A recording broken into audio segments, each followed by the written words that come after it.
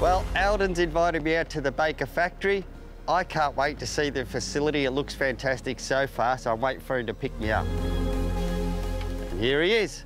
Hey, Brendan, how are you? Jump in and I'll show you the facility. Have a look at this, it's unbelievable. Coming along nicely. We have 2 Supercross tracks. Obviously, this is the one that's completed and they've been riding this quite a bit. This is a West Coast baseball design. It's more of a hard pack clay. Yep. This one is going to be an East Coast track, a football design. What's the difference between baseball and football? In a football, you've got more lanes.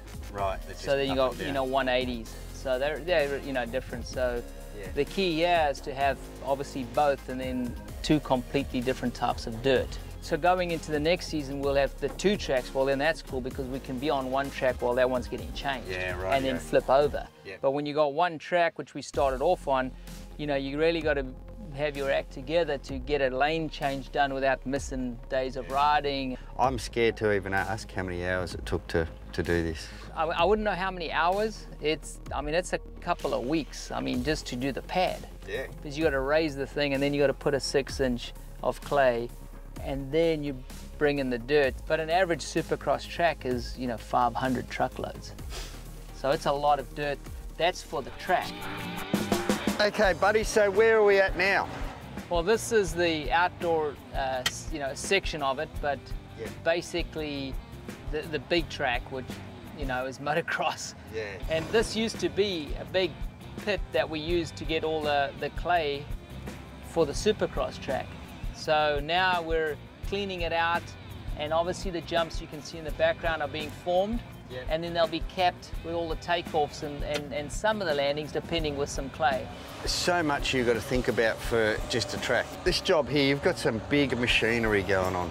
It was a huge blessing when I linked up with the people from JCB Equipment, and they're sponsoring, the facility. The Baker factory. The Baker's factory, man, with some fine equipment. The biggest key that I thought about was, I want to be able to utilize the land the best possible way. So I've got 92 acres here, but we're all starting on the one side, and I feel I'm going to not waste any part of it. Who have you got making the track? Well, I've got Jason Baker, and his company's called Dream Tracks. Sure, he does all the tracks for the top guys. When I want dirt moved and track stuff done, he's my guy. I want to get a bike and go riding. Bring it on, man. I can't jump any of this. There's a Suzuki 450 in there. Crank her up, man. Oh yeah, that's great. I'll go back with broken arms and legs. I wanted to have this outdoor track with multiple sections on it, not just all sand, all soft. You want hard pack, we want sand rollers. Plus this type of clay will also rut up really good. You come here when you kind of do a scrub. Yeah, right. Down. Yeah, that off-camber uphill. Yeah. See, for some reason I thought this was a jump and it went over to there. No, that's coming back. You see how this piece just ends there? Yeah. Well, they'll fill in with clay to create the jump of the tabletop. Yeah. It'll be tabletop down to tabletop finish. Yes, to the finish line. I think it's going to be so cool going between this sort of canopy area, yep, and then blasting through into the turn that goes into sand rollers. This is only taking up 30 acres, and we got 92.